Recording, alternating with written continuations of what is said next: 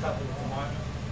Now, we don't know what to make of them now. We'll only believe. He's got a business up there now, but it's not direct. I mean, it involves the wine industry, but it's not a binary of any kind. Training, about time we got a training. I'll open it.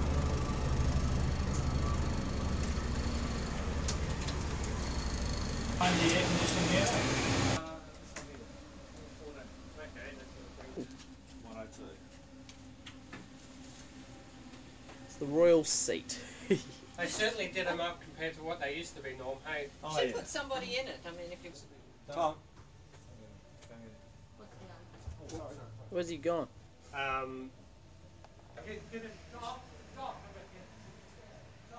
Andrew said, and it was. I knew that the safety aspect in here. And they will never be the bread and butter of the Barossa wine train.